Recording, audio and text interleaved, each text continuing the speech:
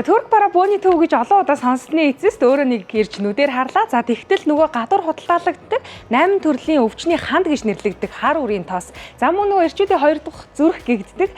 За төрөв булчирхай ханд бэлдмэл чинь энд ерөөсөө 30 мянган төгрөгийн үнэтэйгээр худалдаалагддаг юм байна. За дээрэс нь энд бас онцлог гэвэл уушигны цай байна 10 мянган төгрөгийн үнэтэй юм байна. За энэ миний барьсан байгаа хоёр юм энэ их хэрэгтэй. Одоо сүүлийн үед халцралт өсвөнэлт гэдэг ихсэн байгаа энэ үед бол за энэ ерөөсөө 6 мянган төгрөгийн үнэтэйгээр ийм могоон тос зарагддаг юм байна. За дээрээс нөгөө нэг хоёнгийн асуудлыг чинь шийдэх юм гавар хүртэл байна. За ингээд нөгөө хүрээд ирсэн чинь энэ дэлгүүрт ерөөсөй байхгүй юм алга өргөжлүүлээ бүгдээрээ бас хамтдаа ямар бүтээгдэхүүнүүд байна гэдгийг харъя.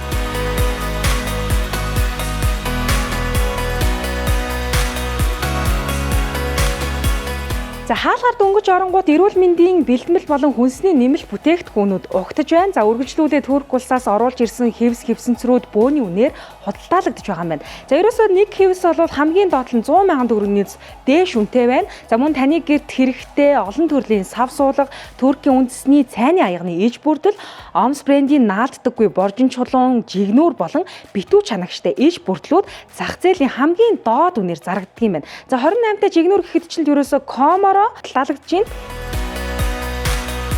байна. Мөн дээрэс нь турк цайг бол та бүхэн мэдэх байх. Бүх төрлийн турк цай бол энэ дэлгүүрт байна. За хүнсний олон төрлийн бүтээгдэхүүнийг ч гэсэн ирээд нэг дороо судалдаа авах боломжтой юм байна. За цаашлаад үзэх юм бол гадуур хувцсны тасаг харагдана. За энэхүү тасагт бол булган захтай болон кашмирын болтонууд ерөөсөө 350 мянган төгрөгийн үнэтэйгээр зарагдж байна.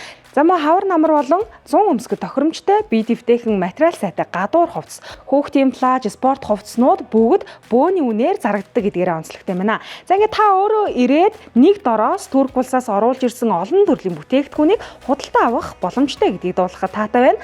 За өөр нэгэн онцлог мэдээлэл нь хөдөө орон нутгийн бизнес эрхлэгчдтэй хамтран ажиллахад нээлттэй гэж байна шүү.